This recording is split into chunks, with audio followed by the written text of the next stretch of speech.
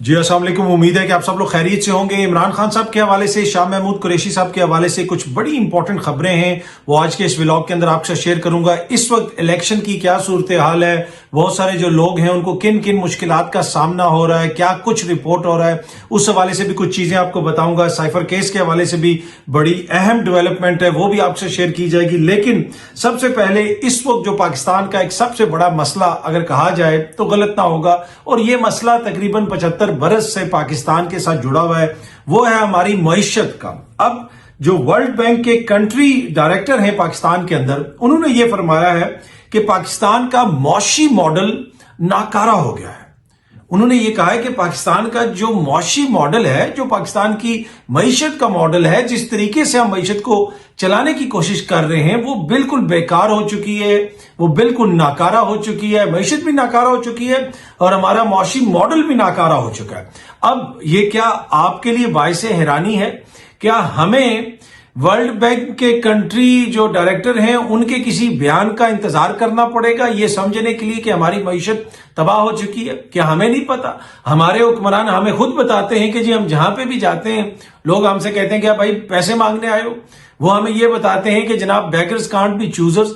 तो हमें world bank के कंट्री डायरेक्टर साहब के बयान का इंतजार करने की तो जरूरत नहीं है, हमें तो वैसे ही पता है कि हमारा मौशी मॉडल नाकारा हो चुका है। अच्छा, इसके अंदर एक और बात भी उन्होंने कही कि गुर्बत जो है वो बढ़ रही है। पहले गुर्बत कोई कम हो रही थी, लेकिन अब जो मौजूदा हालात हैं उनमें सामने नजर आ रहा है कि गुर्बत में इजाफा हो रहा है। और एक और जो बड़ी इंपॉर्टेंट चीज है वो ये है कि पाकिस्तान के जो साथी मुल्क हैं, जो खित्ते के दूसरे ममालिक हैं, जो दीगर ऐसी इकोनॉमीज हैं जिनका आप पाकिस्तान से एक तरह से तकाबली जायजा कर सकते हैं, पाकिस्तान के साथ उनको कंपेयर कर सकते हैं, पाकिस्तान उन सब से भी पीछे रह गया। और बड़ी इंपॉर्टेंट चीज जो वर्ल्ड बैंक के कंट्री डायरेक्टर ने कही है वो ये है कि ये जो मॉडल है ये अशराफिया को सर्व कर रहा है। पाकिस्तान में अगर किसी मईशत में कोई बेहतरी आती है तो उसका फायदा सिर्फ अशराफिया को होता है। अब वो जो हुक्मरान आपको बताते हैं, हमें बताते हैं कि बेगर्स कांट बी चूजर्स, या हम दुनिया में पैसे मांगने जाते हैं तो हमें शर्म आती है, तो वो पैसा पाकिस्तानियों के ऊपर कितना ज्यादा खर्च होता है, वो आपके ऊपर कितना खर्च होता है, वो आम पाकिस्तानी के ऊपर कितना खर्च होता है। वही हुक्मरान जो ये कहते हैं कि हमें गरीब मुल्क के हुक्मरान हैं, आपने कभी उनके प्रोटोकॉल देखें? आज तक यकीन कीजिए कि जिस किस्म का प्रोटोकॉल हम यहां पे देखते हैं हमारे अफसरान का, हमारे हुक्मरान तबके का, वो तो किसी भी तरक्की याफ्ता मुल्क में आपको नजर नहीं आएगा। तो ये तो इशराफिया के लिए बनाया हुआ मॉडल है। और दूसरी बात यह है कि जो आपकी मईशत होती है, जो आपका मौशी मॉडल होता है, वो ओवरऑल आपका जो स्ट्रक्चर होता है, गवर्निंग स्ट्रक्चर होता है, वो उसकी रिफ्लेक्शन होती है, या उसी का एक आप कह सकते हैं पार्ट हो सकता है। इसलिए कि सारी चीजें मिलके एक मुल्क को चलाती हैं, एक रियासत को चलाती हैं, एक निजाम को चलाती हैं। उसमें आइन है, कानून है, अदालतें हैं, आपके एडमिनिस्ट्रेटिव जो लोग हैं वो हैं, ये सारे मिलकर ही निजाम बनाते हैं ना, और उसी निजाम के अंदर आपकी मौशी पॉलिसियां बनती हैं। जब आपकी हालत ये हो कि जनाब सुप्रीम कोर्ट तक के फैसलों का मजाक उड़ाया जाए, मुल्क के अंदर आइन और कानून का कोई नामो निशानी ना हो, आइन और कानून के मुताबिक सियासी जमातें इलेक्शंस ना करवा रही हों, तो फिर आप ये उम्मीद लगा लें कि जी मुल्क मौशी तौर पे बड़ी तरक्की करेगा और जो मौशी मॉडल है वो बड़ा कामयाब है। क्या यहां पे जो इंसाफ का मॉडल है वो आम बंदे के लिए है? क्या वो कामयाब है या नाकारा है? यहां पे जो सेहत का मॉडल है, क्या वो कामयाब है या नाकारा है?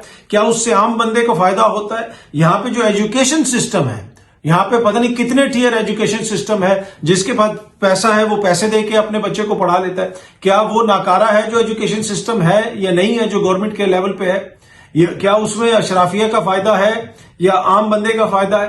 तो जो कुछ पूरे मुआशरे में हो रहा है, मईशत में भी वही हो रहा है। अब कंट्री हेड ने कहा है वर्ल्ड बैंक के, तो मैं भी इस पे व्लॉग बना रहा हूं, दीगर दोस्त भी व्लॉग बनाएंगे, प्रोग्राम्स में भी आज बात होगी। लेकिन हकीकत ये है कि हमारी मईशत, हमारी जमहूरियत, हमारा अदल, हमारी एजुकेशन, हमारी सेहत की सहूलियात, जो उन सब की नाकामियां हैं, उसी तरह की नाकामी आपको हमारी मईशत में भी नजर आ रही है।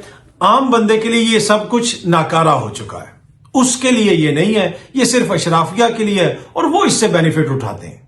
अच्छा, जिस तरह मैं अर्ज कर रहा था कि अगर मईशत का मॉडल नाकारा हो चुका है तो क्या इंसाफ का मॉडल जो है वो कामयाब हो चुका है? जिस तरीके से कल शाह महमूद कुरैशी साहब को हमने देखा, गिरफ्तार किया गया, आज उनको अदालत में पेश किया गया, हथकड़ियां लगा के उनको अदालत में पेश किया गया, और वहां पे शाह महमूद कुरैशी साहब ने ये बताया जज साहब को बताया कि मेरे ऊपर जो है टॉर्चर किया गया है, मुझे मारा गया है, रात को सोने नहीं दिया गया, सर्दी में रखा गया है, और उन्होंने ये भी कहा कि उनको सीने में तकलीफ थी, उसके बावजूद उनको अस्पताल नहीं लेके गए। और उन्होंने बताया कि एसएचओ ने मुझे लाते और घूंसे मारे। ये बाकायदा अदालत के अंदर शाह महमूद कुरैशी साहब ने बयान दिया है, और जिस तरीके से उनको लेके आए थे, जिस तरह मैंने पहले भी अर्ज की कि हथकड़ी लगा के, वो इतने खतरनाक मुजरिम है कि उनको हथकड़ी लगा के इस तरह लाया गया। और फिर उनका फिजिकल रिमांड मांगा गया कि रिमांड पे पुलिस के हवाले कर दिया जाए। पुलिस ने कहा कि जी वो बहुत सारे मुकदमात पे मतलूब है। मोअज़्ज़िज़ अदालत ने नहीं दिया रिमांड पुलिस को, और उनको जुडिशल रिमांड पे अडयाला जेल भिजवा दिया गया। लेकिन इस तमाम एपिसोड के बावजूद जब शाह साहब बाहर निकले, वो विक्ट्री का निशान भी बना रहे थे, और उन्होंने उनसे ये भी पूछा गया कि आप घबराए हुए तो नहीं है, तो उन्होंने कहा कि जनाब बिल्कुल कोई ऐसी बात नहीं है, मैं घबराया हुआ नहीं हूं। और वहां पे लोगों ने नारे शारे भी लगाए, और शाह साहब को वहां से जेल भेज दिया गया। तो मैंने कहा कि जिस तरह ओवरऑल सिस्टम चल रहा है, मईशत भी हमारी उसी तरह ही चल रही है। अच्छा जी, अब साफ और शफाफ इलेक्शंस होने हैं, और उसके हवाले से बहुत सारे तहफ़्फ़ुज़ात का इज़हार किया जा रहा है। इस तरह की खबरें आ रही हैं कि जनाब लोगों के खिलाफ एक्शंस हो रहे हैं, लोगों के जो तजवीज़ कुनिंदा या तायद कुनिंदा हैं उनको गिरफ्तार किया जा रहा है। मुख्तलिफ जगहों से इस तरह की खबरें आ रही हैं। सीनियर सहाफ़ी हैं एजाज सैयद साहब, उन्होंने भी एक खबर रिपोर्ट की कि अभी भी किसी मुतलका जिम्मेदार ने बताया कि जेलम में जो साबिक वफाकी वजीर हैं फवाद चौधरी, उनके कजन फोक शेरबाज के तमाम तायद कुनिंदगान और तजवीज कुनिंदगान को घरों से उठाकर नामालूम मुकाम पर मुंतकिल कर दिया गया है। उठाए जाने वालों में चौधरी साबिर हुसैन, नुमान अजहर और चौधरी मजर गोंदल शामिल हैं। इंतखाबात से कबल इस तरह की कार्रवाइयां पूरी दुनिया में पाकिस्तान का मजाक उड़वा रही हैं। ना जाने हमारे फैसला साज कब सबक सीखेंगे। ये बात की जनाब एजाज सईद साहब ने इसको रिपोर्ट किया है। और जो फवाद चौधरी साहब के कजन हैं चौधरी फोक शेरबाज साहब, उन्होंने भी अपने फेसबुक के ऊपर भी इसके ऊपर एक पोस्ट की हुई है कि मेरे जो तायद कुनिंदा हैं हल्का पीपी 25 से नुमान अजहर को पुलिस ने उठा लिया है। धांधली भी किस डिटाई से की जा रही है, इलेक्शन नहीं सिलेक्शन जारी है।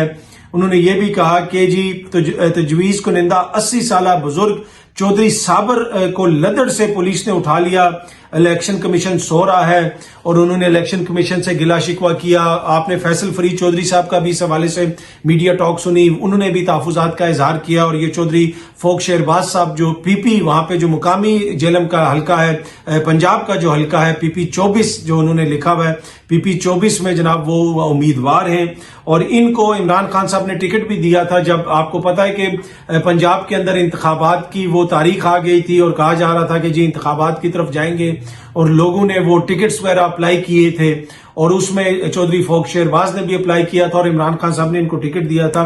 तो अब ये अगेन जो है वहां पे इन्होंने अपने कागजात वगैरह जमा करवाए हुए हैं, और इनको उसी किस्म की सूरत हाल का सामना है जो आप मुख्तलिफ जगहों से मुबैना तौर पर रिपोर्ट हो रही हैं, और जिनको एजाज सैयद साहब ने भी रिपोर्ट किया। अच्छा, जिस तरह आपने सुना कि चौधरी फोक शेरबाज साहब कह रहे हैं कि इलेक्शन कमीशन सो रहा है, तो मेरे ख्याल में हो सकता है कि इलेक्शन कमीशन और बहुत सारे लोग उनसे एग्री ना करें, क्योंकि इलेक्शन कमीशन तो नहीं सो रहा। आज ही डॉन की खबर आई है कि इलेक्शन कमीशन ने जो फवाद साहब को केयर टेकर फेडरल मिनिस्टर के ओहदे से हटाने का जो फैसला था, उसके मतलब ऐसा कोई फैसला नहीं किया। Decides against removing Fawad as a caretaker federal minister. उन्होंने कहा है कि उनको केयर टेकर हुकूमत से हटाने का कोई जो है जरूरत नहीं है। ऑल्दो के उनके ऊपर उनके हवाले से ये तहफ़्फ़ुज़ात हैं कि वो नवाज शरीफ साहब के करीबी साथी हैं, उनके साथ नून लीग के वो करीबी समझे जाते हैं, और उनकी वजह से कहीं ना कहीं कोई मसला बन सकता है, साफ और शफाफ इलेक्शन के ऊपर सवाल उठ सकता है। तो अब इलेक्शन कमीशन सो तो नहीं रहा, जिस तरह चौधरी फोक शेरबाज साहब ने कहा है कि इलेक्शन कमीशन सो रहा है, इलेक्शन कमीशन जाग रहा है। उन्होंने कहा जनाब उनको हटाने की कोई जरूरत नहीं है, और वो जिस ओहदे पे हैं वहां से इलेक्शन की शफाफियत के ऊपर वो असर अंदाज नहीं हो सकते। अगर फेडरल मिनिस्टर असर अंदाज नहीं हो सकता तो फिर इलेक्शन कमीशन ने सही फैसला किया है। तो इलेक्शन कमीशन तो जाग रहा है। उन्होंने आज ही ये जो है खबर सामने आई है कि उन्होंने कहा है कि फवाद साहब को हटाने की कोई जरूरत नहीं, साफ और शफाफ इलेक्शन की राह में वो रुकावट नहीं डालेंगे।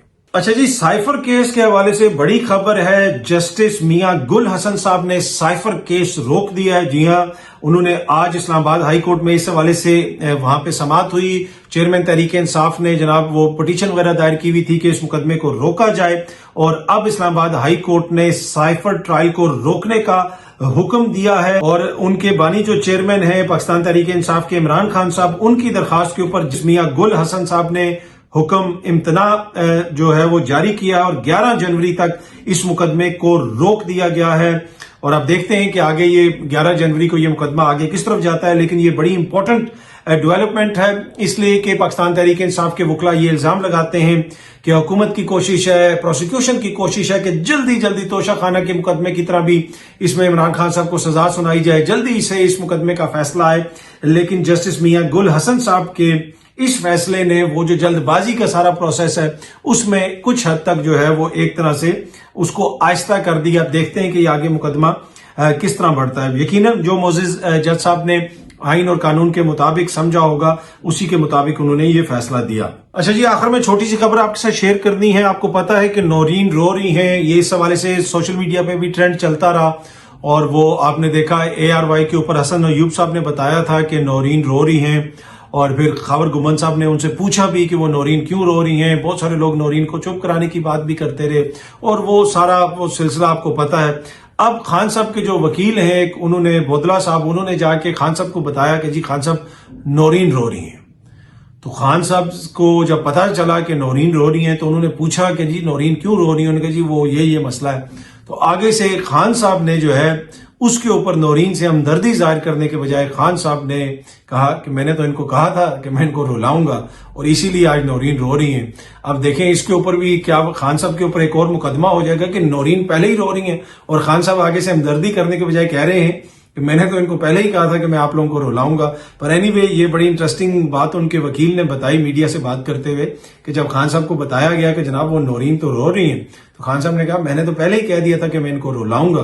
तो वो कोई गिला शिकवा नहीं होना चाहिए मुझसे। पर ये तो ऑन ए लाइटर नोट था, वो काफी ज्यादा ट्रेंड होता रहा कि नौरीन रो रही हैं, ये हो रहा है, वो हो रहा है। वो कहती हैं कि वो दरीना कारकुन है, और वो जो पार्टी के इंतखाबात हुए थे उसमें वो हिस्सा लेना चाहती थी। फिर दीगर खबरें भी आती रही कि वो इधर चली गई थी, उधर चली गई थी। आई डोंट नो उनका इस वक्त क्या स्टेटस है, वो पार्टी की मेंबर हैं या नहीं है। लेकिन ये बात बिल्कुल कंफर्म है कि नौरीन रोई थी, और हसन अयूब साहब ने ये कंफर्म खबर दी थी कि नौरीन रो रही हैं। और ये बात भी 100% कंफर्म है कि खान ने अपने वकील को जेल में कहा है कि मैंने तो पहले ही कहा था कि मैं इनको रुलाऊंगा। बहुत जल्दी आप सब दोस्तों से दोबारा मुलाकात होगी। Thank you very much.